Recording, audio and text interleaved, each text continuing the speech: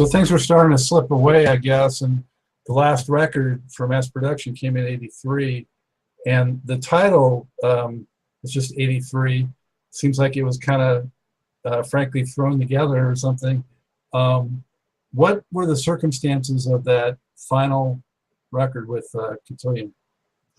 We didn't, number one, we didn't name that album. That particular album, because something's, Henry Mancini is on that album. No, Herb Alford is on the album. No, which one? Herbie Mann, yeah. Who played? Herbie is on that. Herbie Mann is on that. And what happened was that Herbie Mann, came to me that I need to talk to you because something is going on. Something is happening. Something is happening up at the Rock, which is Rockefeller, Rockefeller Center. Something is happening, and I think you guys should know about it. And we really need to get together because this management thing, producer management thing you got is going in the wrong direction. And we need to get you to go in this direction quickly. And he was just trying to pull my sleeve. And at that point, something happened where he just pulled back in the background. But when we were doing the album, we were at the point that we didn't know what was going on, but simply because of the fact that it was just all over the place. Mass production at that time had always had Studio A up at Atlantic Records. This album was recorded in Studio C. And I mean, it was a good room, but it wasn't A. We were used to A, we were treated like that. But we didn't think much about it until we would say, okay, wow, we're in C this time. And like I said, when things came about to find out what was going on, it kind of like flags were going up. Flags were just happening, which at that point we weren't paying attention to because of the fact that we thought everything was good. Everything was good. Everything was cool. So, I mean, that record was, a lot of more instrumentals than usual, more electronic, less horns. There were no singles. It was kind of a hodgepodge of stuff, really. There's a song up there called Victory. And Victory was when the engineer first introduced to us the Lynn drum machine. And we did Victory all that evening because we had no more. It was because of the fact of okay, this is like, we don't know what's happening here. We've been told one thing and this is happening. And when you just got a song with just a drum machine and a vocal, that's basically what it was. It was the only thing out of that album that we pulled Sundancer off. We really love Sundancer because that was in the beginning of when we started recording. But as the album started to go along, that's when a lot of, like I said, disinterest in what was happening around us came. We mentioned Prince earlier, but I felt like a little bit of the Minneapolis sound influence on that record too. And probably like you're saying, the Lynn drum and all that. Yeah. The Lynn drum, it was at that time. I mean, right now, at that time when they first brought that Lynn drum in, the thing about it is we wish we had discovered it early, but like I said, we were musicians. Jackie said musicians, and musicians did not want to hear anybody playing their instrument other than the musician. So we didn't pay too much attention to the Lynn drum until at that point, but. The synthesizers still, like you said, were very important to us because, that was our fallback. Otis at that time, he was playing drum gold, the trumpet player. At that time, he had wanted to veer away from playing horn because of the fact that it had started to bother, his lower lip. So he wanted to just produce more. So a lot of changes were coming back during the end of that period. And like I said, because of the fact that we realized that we had gotten into arguments with the record company. I'm talking about literally at that point, they were knocked down, drag out arguments about the fact of that who was going to take control of the group and the music. And that's when we were started out in A. I believe Sundancer was in A, and then we ended up in C after the arguments. So that's, like I said, red flags. And mass production at that time was seeing this sort of like course going a different direction. Did you guys ever get an opportunity to do music videos? I don't recall. Did the label support you? To go where? Did the label, I don't recall, did the label support you with any music video productions? Music videos? I tell you a very strange story about that, a very good one, and which one I'm kind of proud of. When we at first did Firecracker and Fired Up, there was a little known director. He was an unknown director at the time that WEA had hired to do us and a group called Zebra at that time. And Zebra, so John Landis took mass production, and Zebra brought us over to the studio, a television studio, which then they do Law and Order now. But they brought us over in the television studio over in North Bergen, and they shot these videos. They shot Firecracker, and they shot Eyeballin. Now, Fired Up, Firecracker and Fired Up. I don't know what they did. They did a song from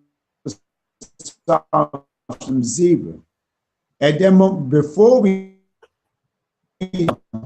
came, after we shot the video, we sat down and we remember with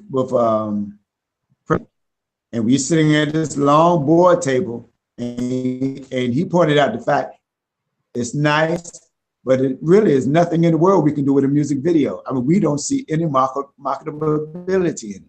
So, you know, it was great, but we shut the project down. And so we walked out of Rockefeller, walked out of Atlantic Records, Rockefeller Pass. Okay, there's nothing, this music video thing is just, it's really nothing to it. So, and that's the story behind Firecracker, and they shelved it. And from then on, that was great. Is that video on YouTube? Yeah, well, it's on, I believe it is on our Facebook site. Mass Production, the band is up there. But both of them are up there, but that actually is a true weird story. And at the moment, we know at that point in life, we didn't think anything about it. They say music videos is nothing. Nothing ever come of them because there's no way to market them, and hey. Another great prediction. Yeah, right, hey. So how did you guys take parting ways with your label, and what was sort of the aftermath of that? We didn't know anything about it. We didn't know we were a drop. Ellaby came to us and told us, hey, well, they're not picking you guys up, but don't worry about it. I got this all under control. And the reason being was that we found out, like I say, at that point, it was about maybe a few months later that they wanted their publishing. We were a young group, and like a young group that signed a lot of contracts. When we signed a contract with him, we gave him 100% of our publishing. Right now, that's one of the biggest no's that anybody in the world could do. But we didn't know that, at the time that's just nothing that you should do. We signed our publishing over to him, and they, in the sub WEA wanted a portion of that publishing, and he would not give them to them for any means necessary. We didn't know it at the point, because if we did, we would say, hey, give them what they want. But he was not buckling. He was not giving them any of the publishing. That's what was going on right after 3 Miles High started. And like I said, we weren't privy to that information. So when he came and told us that they were dropping us, we said, okay, they're not re-signing us. As he put it, we said, okay, and we're going to move on to the next company. We were kind of like, I don't know, disillusioned at that time, I wouldn't say, but we had faith in him because we didn't know what was really transpiring in the background. So we believed that he was going to like put this all together. But come to find out that he wasn't letting go of anything as far as like the publishing. Not only did he sign us up our publishing 100%, he had it in so-called perpetuity. And that was a real game changer for, especially for a lot of people that wanted to work with us. They weren't having that. So we got like, hey, thank you very much, but we can't do any business with you because we can't do any business with this guy. Mm. So he turned out to be a real double-edged sword for you guys. He kind of helped you get up and going, and then yeah. And you know, Scott, that's what became a real kind of a enigma for us, because you put it, what you just said was the truth. He was the one that pulled us in the game. He was the one that got us going. He propelled us up. But then on the other hand, he was doing this to him. So it just became a tough decision for us, because the lawyers, people were coming after, you got to do this to this guy, and you got to do that to this guy. And we still had kind of a blind loyalty to him, you know? But, you know, if it wasn't for him, we would have been into it. But yeah, forget all of that. You got to go after him. So it became a mixed kind of notion of what we should do. But you were absolutely right. So you guys, at what point did you kind of say, you know what, it doesn't look like we're going to get a deal? And then what, did you guys just decide at some point and kind of go on into your own lives and do other stuff? Or did you guys still tour for a while, or what? Some of us decided that we were going to break away from him. We did sign with him again. After that 7 years, we signed with him again. But at that point, Tyrone, LeCoy, and I, and a couple of us, we had went through something like with Rodney. Rodney had a problem. So the core of us decided that, contract or not, we weren't going to sue him, but we were going to walk away from him. Some of the guys said they still had faith in him. They still believed in him. So they stayed with him. And so that's what happened to Mass Production. But the thing of it is that we as a group with each other, we had no issue with each other. So the thing is that when the 3 or 4 of us decided to walk that way, and they decided to walk that way, it was the thing of a split between us, from getting away from him, but but we were really still connected to each other. And that made it kind of tough too. So that's when we decided, okay, we were just going to, try to find another manager and try to go it that way. But the strange thing about it is that now we were manager shy because of the fact that we got bitten. And a lot of the guys that were popping up to be our manager was bringing in that same clause, that, hey, the publishing, and all of this, and it was kind of like when we couldn't find anybody that was really like, okay, we weren't going to do that anymore. That's when things became to a fact of, we're not going to we may not get assigned to the label as Mass Production anymore. So we just ventured off into doing our own thing. Did you keep writing songs for any period of time? Do you have a backlog of any songs? We have matter of fact, we have several songs on our Facebook site. We have one particular one because we don't have all eyes on you. Let your hair down, and the catalog of songs about this many DVDs high, as in backup storage, because we couldn't stop writing. We may have not been recording, but we couldn't stop writing. And so all of us, my younger brother, Tyrone, LeCoy, and myself, we stayed together as a unit. And we always just got together and we just wrote and wrote and wrote all these many years, and like I said, we still got a strong catalog of what we've done. It wasn't until we decided we had gotten with Larry Richardson at this point where we said, well, Larry came to us and said, hey, man, we got to, we do something about this. And we said, hey, why not? Because of the fact that, we still want to do it. We still love, we still got the marching band in us. So let's try to do something, That's a fantastic thing for me to hear and for viewers and fans to hear. And wanted to thank Larry for helping get this together too. I wanted to ask you about, later in the 80s, Two Live Crew had, that huge hit using the Firecracker music. How did you take to that? And were you able to get any proceeds from that? Yes. Luke, we had worked that out personally between Luke and myself, that whole thing, because I didn't even know anything about it. I thought that was the greatest thing in the world. It really was. It was the great. When I first heard it, I thought it was funny, how somebody could take something of yours. You hear something, when you're around something, people don't hear it or see it like you do when you're close to something. So when I heard it and I said, really?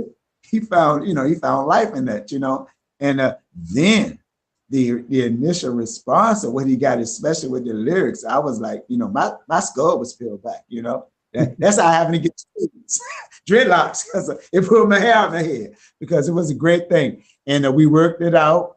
I called him up. He called me, and we said, hey, it is what it is, man. That's Firecracker. And from that point on, it's been, up until this day, the right thing has been done. He became the right guy that stepped up on day one. He really did. Not like a lot of, I didn't have to fight him, didn't have to go to court with him, didn't have to do anything. Luke Campbell stepped right up to the mat and said, hey, let's handle this, man. And from that, I can't have nothing but respect and love for him too. Well, that is really refreshing to hear after the other story that preceded it. So glad that worked out. Yeah, it did. I'll ask you a couple more questions and let you go. I really appreciate all the time, Ricky. Yeah, I wanted to ask if you could think and share with us your single, it can be two maybe, but most unforgettable memory from the road, from the touring, from the performing. Oh, wow. I got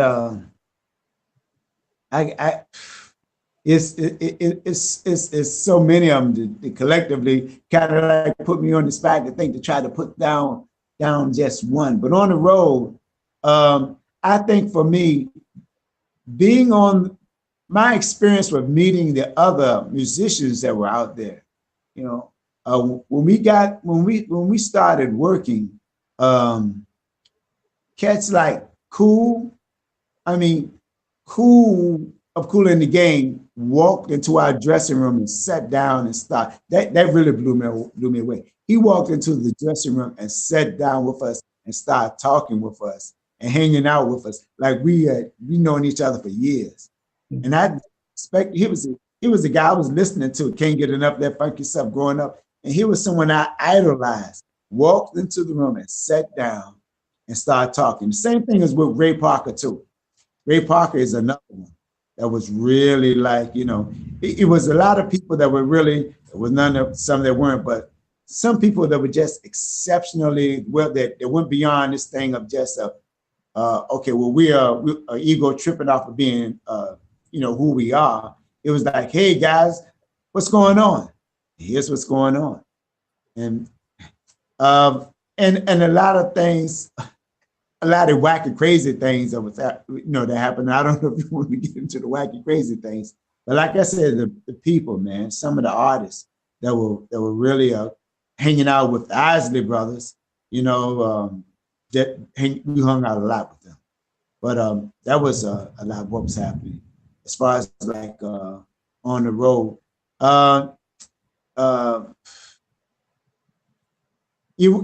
In the studio, I think most of our experiences went down with people who were in the studio, with the people we had met in the studio as more or less like on the road.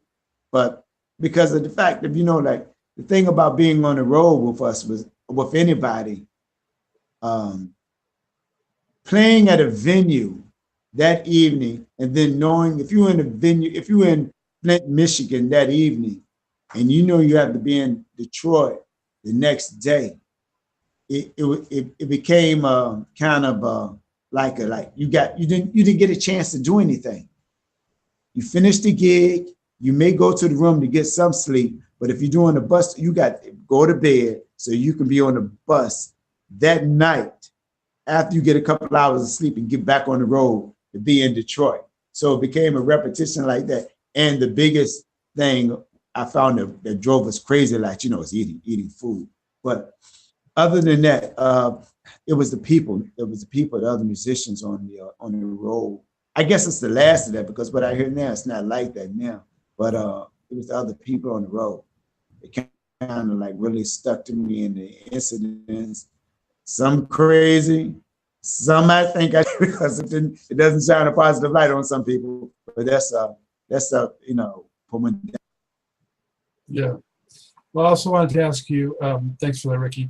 In your opinion, what made the mass production sound unique and something of its own making?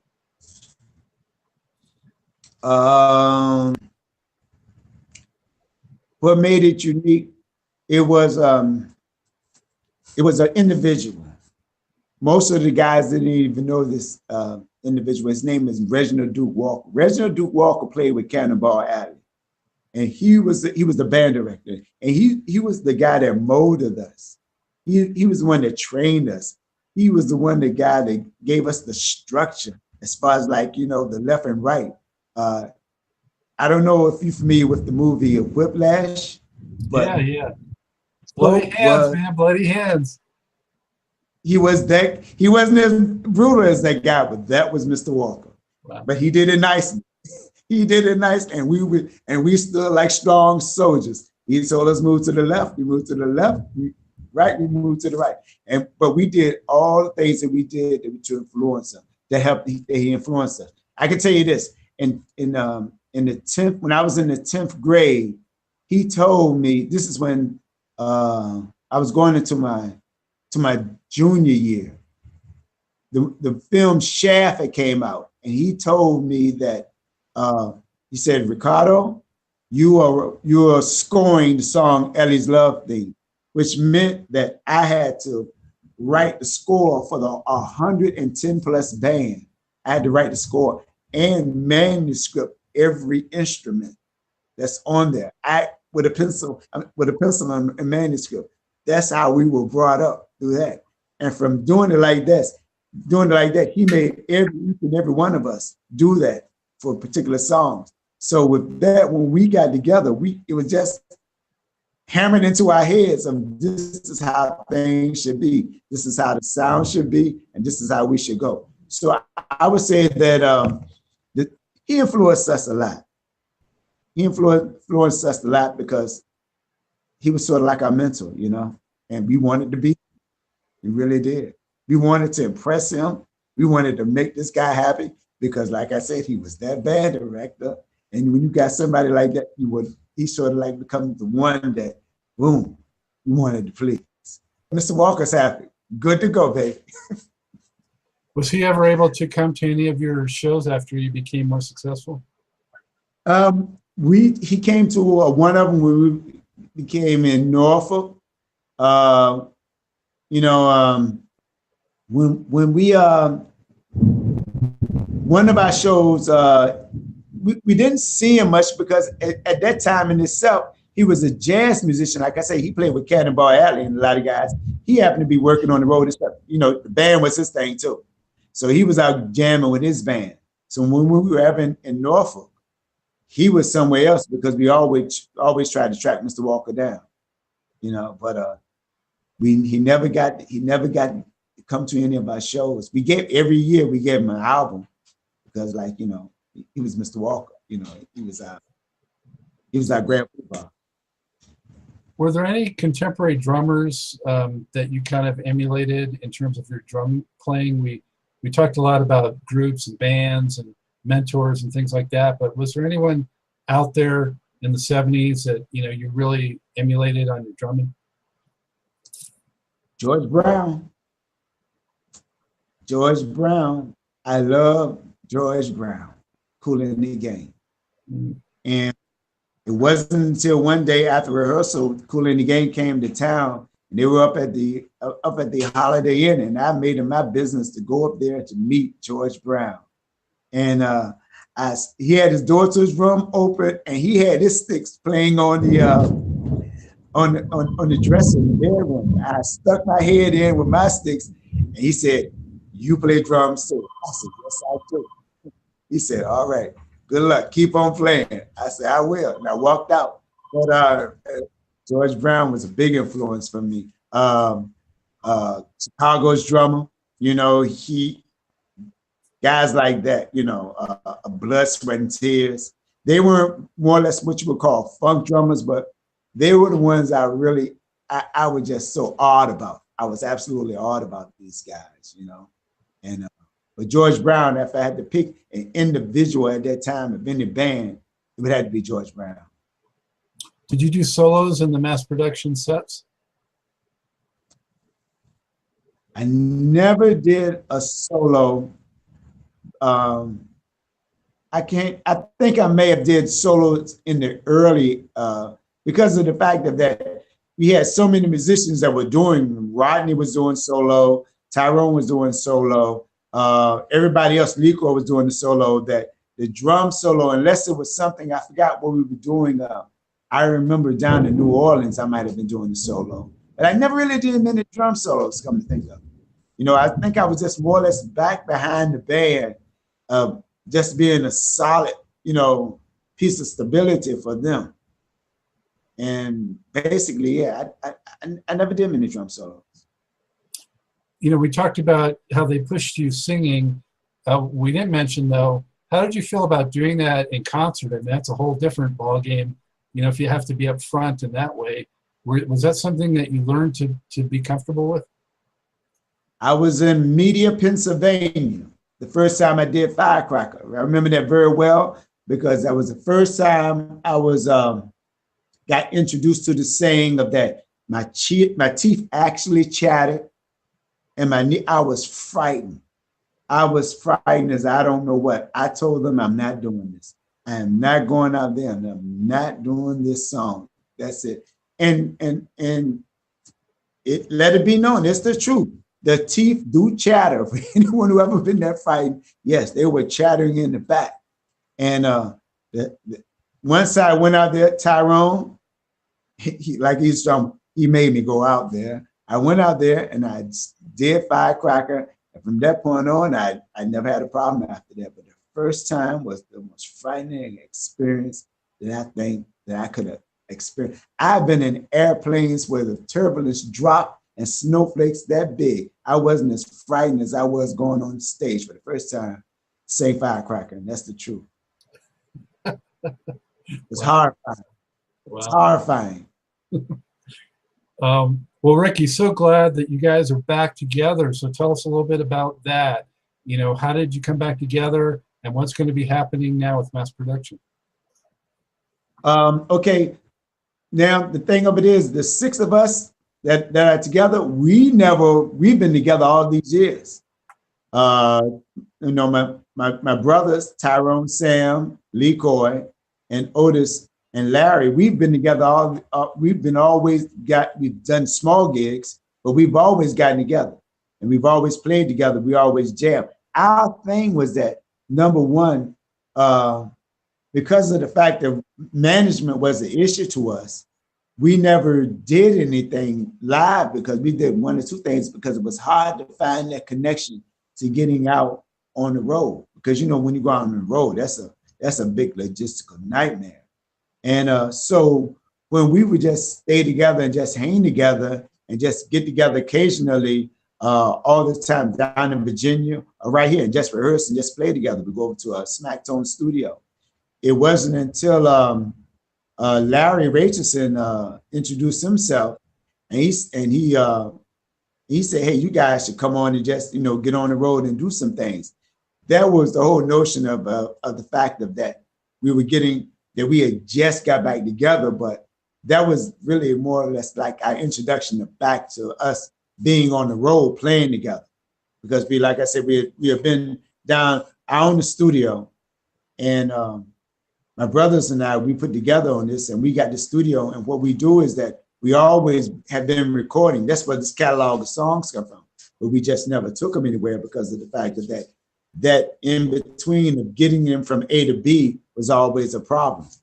And we had just been doing like small films and everything. And so when Larry caught, we caught his attention. He said, let's get together and go on the road. We said, hey, okay, let's do this.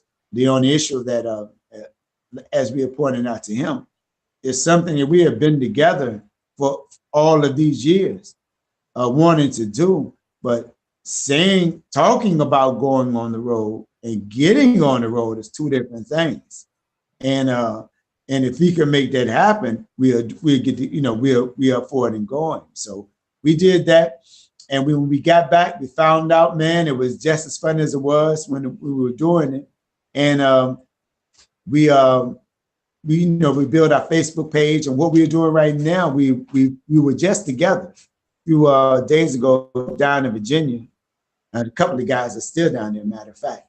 And we were talking about logistically what we're going to do with these songs that we're going to finish up. We're going back in the studio in 2 weeks now to finish up these other songs so we can have ready to introduce to the world and put on.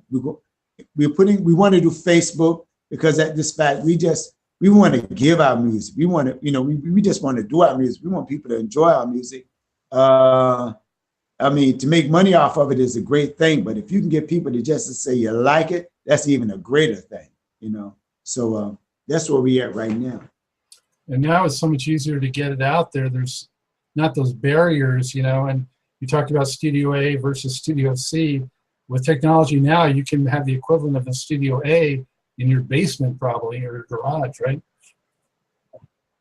Yes, absolutely. We're not, that's one obstacle that has been taken out of the, taken off the floor.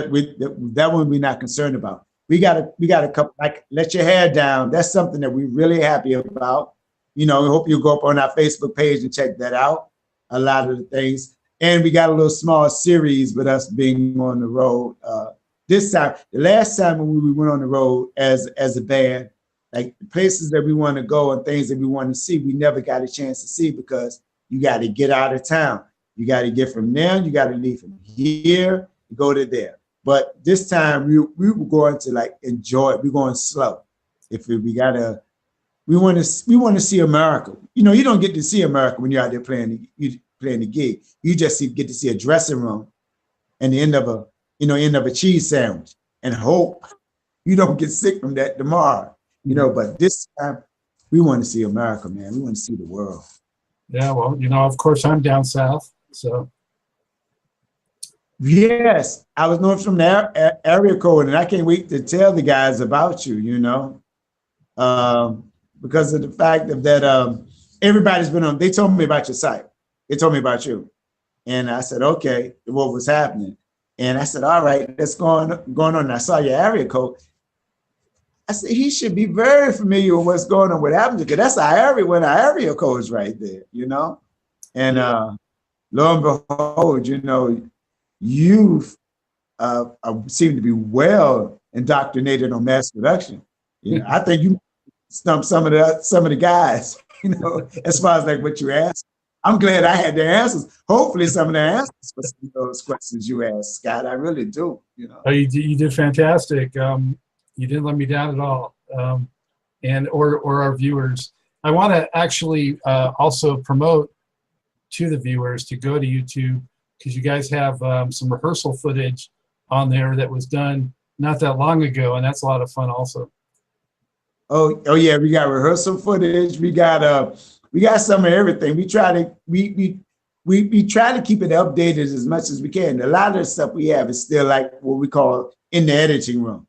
So getting it edited and all this kind of stuff is out. But we got rehearsal, we got on the road stuff, we got some of everything. We try to diversify it as much as we can. We're preparing for a show. So we pretty much try to put our heart and soul, put everything about us up there. That's the internet, man. Just let it out. Yeah. So what's the URL or what's the, you know, Facebook page or whatever? Give all that stuff. Well, our Facebook's Mass Production the Band. And, you know, you go up there and check us out. We are up there. A lot of the things that's what's been going on with us and what we're going to be doing in the future. We're getting together right now. We're going to be meeting with, like I said, Larry, and you're familiar with Larry. You've met Larry. Larry is, he's been very instrumental as far as like what's been going on with us. He's more or less like been the guy that's kind of like the cattle prod saying, you know, hey guys, you know, you guys are just sitting here, just, you know, playing, you know, music amongst yourselves, it's jamming. Come on, let's take this element to the next level. And so with that said, that's what we're trying to do now, take it to the next level. And don't forget, let your hair down, because that's up there. And that's our, you know, latest music, our latest single and music video. You know, the bands like Mass Production and funk in general have been sort of simmering in the background a little bit. They didn't go anywhere. The music didn't go anywhere. It was just sort of simmering. And I think the last few years it's been working its way up to more of a boil again. And it's just great to see, you know, bands like you guys coming back and doing it again. Yeah, it really is. Thank you very much, man. We hope to continue on to this, to get on to this, because of the fact that we enjoy Jordan. We have the original members. We have 6 of, you know, real life. Like I said, it's played this way. A couple of the guys have passed on, and a couple of them are not, you know, doing too well as far as like, you know, life and itself. But the original members, as in LeCoy Bryant, myself, Tyrone, Sam, Larry Marshall, and James Drumgo, we are there, you know, to put it together and to do the thing and get it done. So I'm happy to see this resurgence. And it's so strange that you should say that, because when Congress changed the law a few years ago where a lot of us can get our music back, I think that had a lot to do with a lot of people saying, hey, you know, I want to have fun doing this again, because a lot of us, it wasn't just us, we thought it was just us, but we found out a lot of groups out there does not own their music. You may hear this song, you may think, people may think they're getting paid and the royalties are flowing in, but no, they're not, you know. And so Congress did the right thing by changing that, and that made a lot of people say, hey, let's get back in the game. Yeah, talk about writing in injustice. I mean, God, for God's sake, finally. It's so great to see, especially, you know, before everybody's gone from that generation. I mean, we lost so many great players over the past several years. So so glad that there's still, you know, the authentic original item like you guys that are still doing it. So keep on doing it and keep on bringing it, Ricky. Thank you, Scott. We're going to try our best. And with people like you, man, supporting us like this, hey, hopefully we about to get back in the game and get back in the game hard. Like I said, we never left it, but to have, you know, support of someone to say, yelling at us, say, come on out, Rick, let's do this. Here we come. Thank you so much for doing this, Ricky. Thank you for having me. I really enjoyed it. I really did. And there you have it. Wild and wonderful stories of mass production, courtesy of the still charismatic Ricky Williams. Yet another tale of 1970s and 1980s era music industry excitement, intrigue, success, fame, deceit, bullshit, decline, and aftermath. But thanks to Truth and Rhythm, we have a happy ending with mass production's legacy preserved and luster restored. A big thanks again to Mr. Ricky Williams for opening up his treasure chest of memories and stories, and also mass production advocate Larry Rachelson for helping coordinate the interview. As always, a sincere thank you to you, the viewers, for watching, for listening, for supporting Truth and Rhythm. Speaking of which, make sure you subscribe. Go to the Funkin' Stuff channel on YouTube and click subscribe. That's all there is to it. And you'll be up to date on every single episode. If you've already done so, get a friend or family to do it. We need that support. Show these funk artists, these classic musicians, these people that have given us so much pleasure throughout our lives, listening pleasure, dancing pleasure, that we care and we support them. So subscribe. Also write me email scottg@funkandstuff.net. It should be on the screen about now. And let me know what you like, what you maybe don't like so much, and who else you'd like to see on this program. The show is for you, the music fan. So take command, take control. I get a lot of feedback, and I love it. So let's keep that dialogue flowing. With that, as always, to wrap it up, this is Scott, Dr. J. Goldfine, saying, keep on vibrating to the rhythm of the one.